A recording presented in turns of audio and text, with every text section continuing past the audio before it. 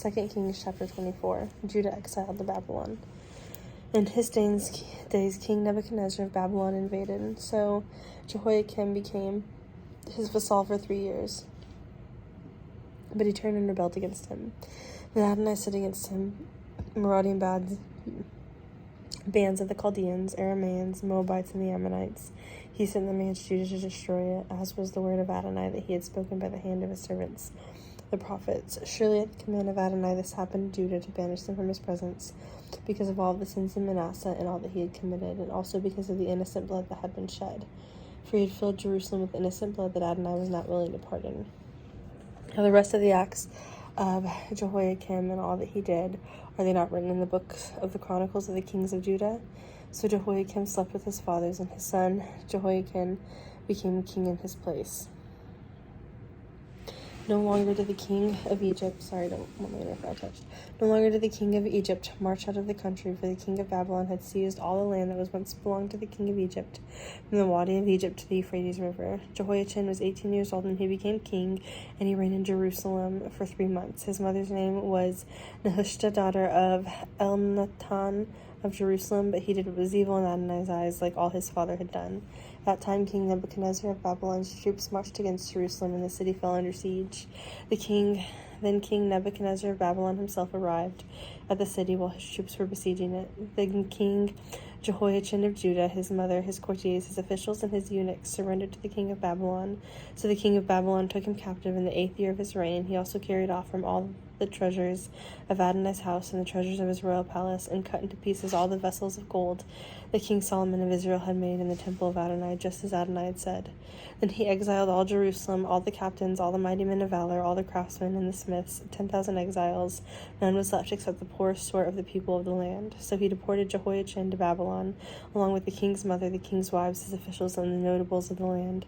He deported all his captives from Jerusalem to Babylon, all the men of valor, 7,000 strong and fit for war, and 1,000 craftsmen and smiths. The king of Babylon also took as captives to Babylon.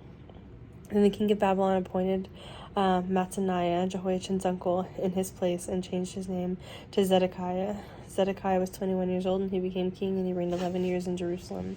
His mother's name was Hamutal, daughter of Jeremiah of Libnah. But he did what was evil in Adonai's eyes, according to all that Jehoiakim had done. For though the anger of Adonai came to a point in Jerusalem and Judah that he finally banished them from his presence, then Zedekiah rebelled against the king of Babylon. 2 Kings chapter 25.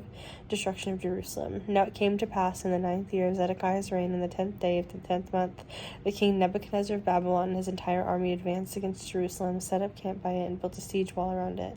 So the city was under siege until the 11th year of King Zedekiah. On the 9th day of the 4th month of the famine became so severe in the city that there was no bread for the common people. Then the city was broken into, and all the warriors fled by night by the way of the gate between the double walls near the king's garden. Though the Chaldeans were all around Arabah, but the Chaldean army pursued the king and overtook him in the plains of Jericho. All his army was scattered from him, so they captured the king and brought him up to the king of Babylon at Riblah and passed sentence on him. They slaughtered Zedekiah's sons before his eyes, then put out Zedekiah's eyes, bound him in bronze chains, and took him to Babylon. Now on the 7th day of the 5th month, which was the 19th year of King Nebuchadnezzar of Babylon, Nebuzaradan, captain of the imperial guard, officer to the Babylonian king, came to Jerusalem. He burned down the house of Adonai, the royal palace, and all the houses of Jerusalem. Every notable building he burned with fire. Then the whole Chaldean army that was with the captain of the guard demolished the walls of Jerusalem on every side, and the remnant of the people who were left in the city, the deserters who had defected to the Babylonian king, and the rest of the populace, Nebuzaradan, captain of the guard, exiled them. But the captain of the guard left some of the poorest of the land to be vine dressers and field hands.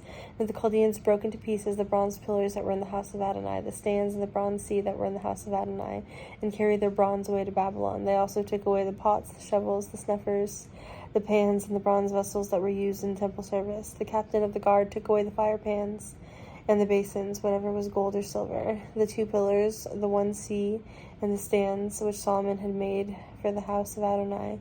The bronze of all these vessels was beyond weight. The height of each pillar was 18 cubits, with a bronze capital on top. The height of the capital was 3 cubits, with a netting of copper pomegranates encircling the capital. The same was true of the second pillar with its netting. Then the captain of the guard took away Seraiah, the chief Kohen, Zephaniah, the deputy Kohen, and the 3 doorkeepers. From the city he took an official who had been overseeing the soldiers, and 5 of the royal advisers who were found in the city, and the scribe of the army, and the scribe of the land, and 60 men of common people that were found in the city. Nebuzaradan, the captain of the guard, took them and brought them into the king of Babylon at Riblah. Then the king of Babylon struck them down and put them to death at Riblah in the land of Hamath. Thus Judah was exiled from its land. Now as for the people that were left in the land of Judah, King Nebuchadnezzar of Babylon had left. He appointed over them Gedaliah, son of Ahikam, son of Shaphan. Now when all the captains of the troops they and their men heard that the king of Babylon had appointed Gedaliah as governor, they came to Gedaliah at Mizpah, Ishmael, son of Nethaniah, Johanan, son of Kareah, Seraiah, son of Tanhumeth, and the Netophathite, and Jaazaniah, son of the Maacathite, they and their men. Gedaliah swore to them and to their men and said to them, "Don't be afraid of the Chaldean officials. Stay in the land and serve the king of Babylon. It will go well for you."